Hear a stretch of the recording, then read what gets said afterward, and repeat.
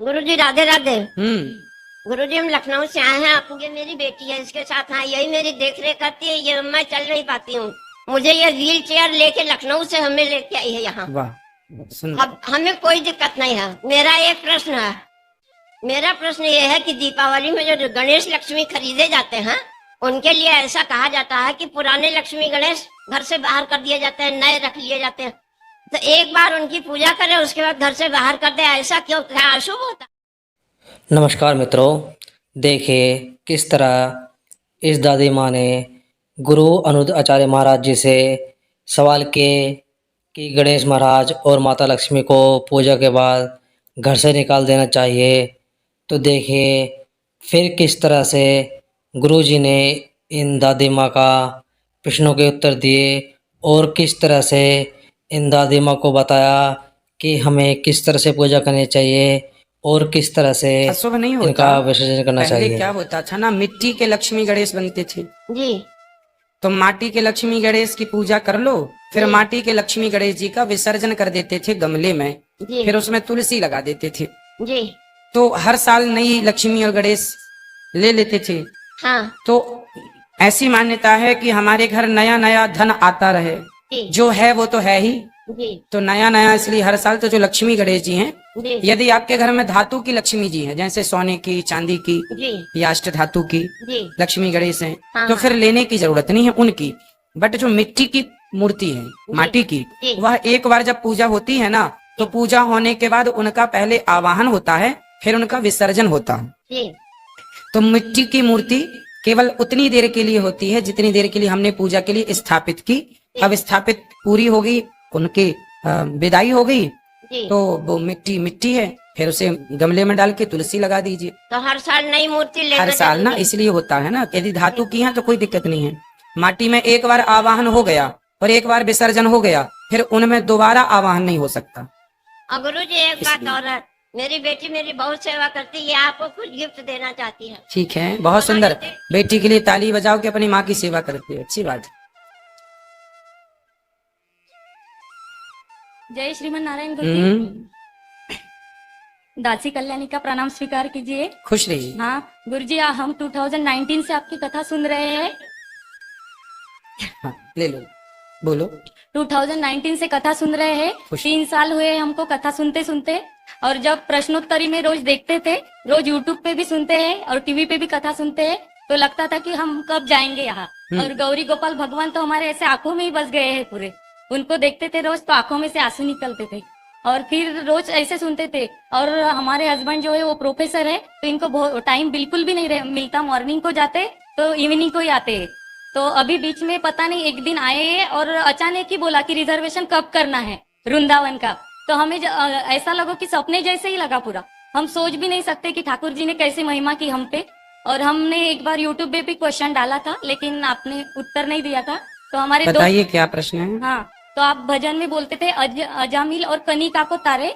तो हमने अजामिल के बारे में तो सुना है, लेकिन जो आप कनिका या गनिका है, सॉरी गलती हो गई, तो उसके बारे में बताइए। गणिका नाम की एक वैश्या थी। अच्छा। वह वैश्या एक तोते को लेकर के आ गई।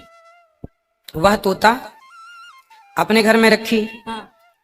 तो तोता राम राम बोलता था, कोई साधु का तोता था। तो वैश्या तो कभी पूजा पाठ, अब वैश्या तो वैश्या है, पर वो तोता राम राम बोले तो वैश्या केवल सुनती थी, कभी बोलती नहीं थी। जब वैश्या की मृत्यु होने का समय आया, तो जब मरते समय उसने बोला नहीं, तोते ने राम राम बोला, तो वो सुन रही थी और सुनते सुनते मर गई। तो भगवान ने उसे भी परम गति प्रदान की कि भगवान का नाम सुनते सुनते आइए। तो उस वैश्या पर कृपा हो गई, तो हम और आप पर कृपा क्यों नहीं होगी? वो गणिका है। ठीक है गुरु जी।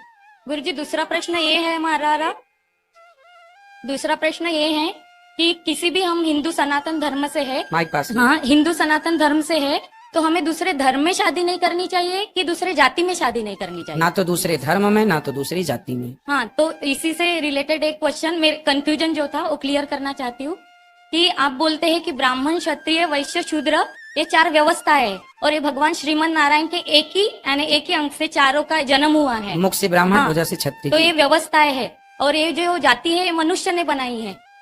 तो फिर जो व्यवस्था है ना, उस व्यवस्था का नाम ही ब्राह्मण है, उस व्यवस्था का नाम ही क्षत्रिय, उस व्यवस्था का नाम वैश्य और शूद्र है। अच्छा, तो हमें इसलिए देखो, इसका बहुत बड़ा साइंटिफिक रीजन समझो।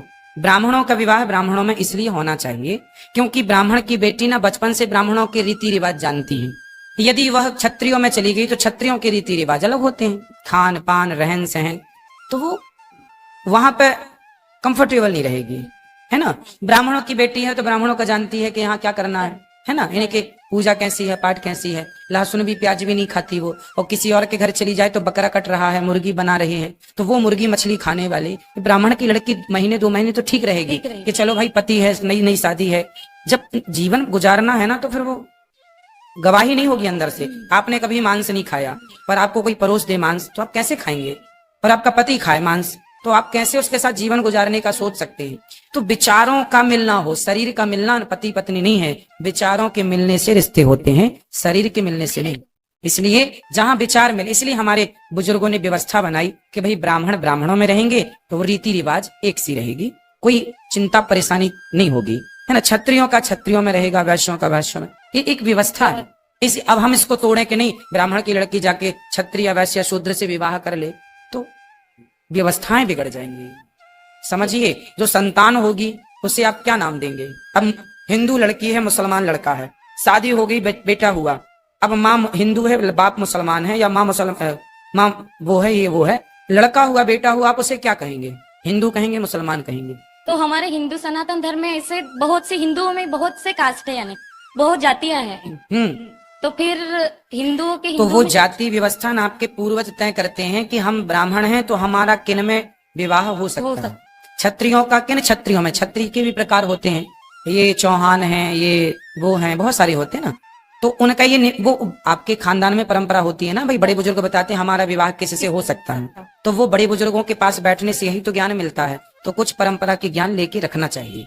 और गुरुजी सब लोग बोलते थे कि हम एग नहीं खाते, अंडा नहीं खाते, तो सब बोलते थे नहीं कि एग नॉनवेज नहीं है, वेज है। लेकिन आपकी कथा से हम दूसरों को भी प्रमाण दे सके, हमारे हस्बैंड को प्रमाण दे सके, क्योंकि वो प्रोफेसर है। तो जब आपने एक बार संडे था कथा में बोला था तो हमने उनको दिखा दिया था कथा में, क्योंकि फिर हम गलत भी साबित नहीं हुए और हम प्रमाण भी दे सके उनको। तो हम नहीं खाते अंडा? नहीं, वो कभी खाते ही नहीं थे। अच्छा। लेकिन डॉक्टर ने ऐसी सिचुएशन आई थी कि बोला था खाने के लिए। देखिए, डॉक्टर लोग जो होते हैं ना, कुछ डॉक्टर तो अच्छे होते हैं, कुछ डॉक्टर तो चाहते ये हैं कि आपका धर्म भ्रष्ट हो जाए, वो अपनी डॉक्टरी का मिस यूज करते हैं। हाँ, बराबर। आपको कहेंगे अंडा खाइए, अंडा में कहते हैं प्रोटीन होता है। हाँ। अब उन डॉक्टरों से कहा जाए कि क्या आपकी स्टडी इतनी ही है कि अंडा में प्रोटीन होता है?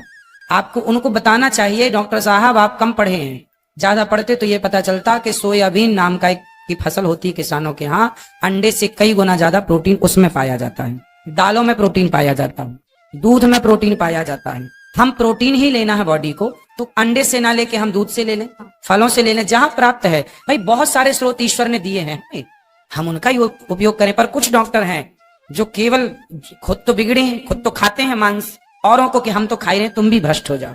इसलिए ऐसे डॉक्टरों की सलाह कभी, अब ये दास अनिरुद्ध, हमें हमारे को कोई डॉक्टर आए चेक करे, बोले आपको अंडा खाना पड़ेगा वरना आप मर जाएंगे, तो हम कहेंगे साहब मरना तो है, मर जाने दो, पर अंडा ना खवाओ, क्योंकि हम मरना पसंद करेंगे।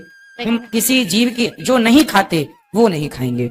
हमें प्रोटीन चाहिए, हम अन्य जगह से लेंगे। तो धर्म के प्रति ना हमें जागरूक होना चाहिए। हमें क्या खाना डॉक्टर निश्चित नहीं करेगा कि आपको क्या खाना है। अरे डॉक्टर बता सकता, हो सकता है वो इस संसार में परिपूर्ण कोई नहीं है भगवान के सिवा। डॉक्टर कितना भी पढ़ लें लेकिन वो भी परिपूर्ण नहीं है, मतलब उनको भी अल्पज्ञता है। यदि पूर्ण ज्ञान होता तो कोई डॉक्टर ये नहीं कहता कि आप अंडा खाइए। पूर्ण ज्ञानी डॉक्टर ये कहता कि आपको प्रोटीन चाहिए, आप खूब दूध पीजिए, आप खूब सारा सब्जियां खाइए, खूब सारा आप सोयाबीन फुला दीजिए, रात्रि को खाइए सोयाबीन, खूब सोयाबीन जानते हैं ना, खूब सारा उसमें प्रोटीन है, खूब बहुत सारा। फिर चलिए, जय श्रीमन नारायण गुरु जी। राधे राधे। नमस्कार मित्रों कैसे हैं आप सब लोग। आशा करता हूँ कि आप सब लोग अच्छे होंगे। मित्रों देखिए गुरुजी ने किस तरह से माता जी के प्रश्नों के उत्तर दिए और किस तरह से उनको समझाया। तो मित्रों यह वीडियो आपको कैसी लगी कृपया कर कमेंट बॉक्स में हमें एक बार ज़रूर बताएं। अगर आपको वीडियो पसंद आई हो तो वीडियो को लाइक करें, चैनल को सब्सक्राइब करें और वीडियो को अपने मित्रों और रिश्तेदारों वीडियो को शेयर करें। जय श्री राधे, जय श्री कृष्णा, जय श्रीमन्नारायण। राधे राधे।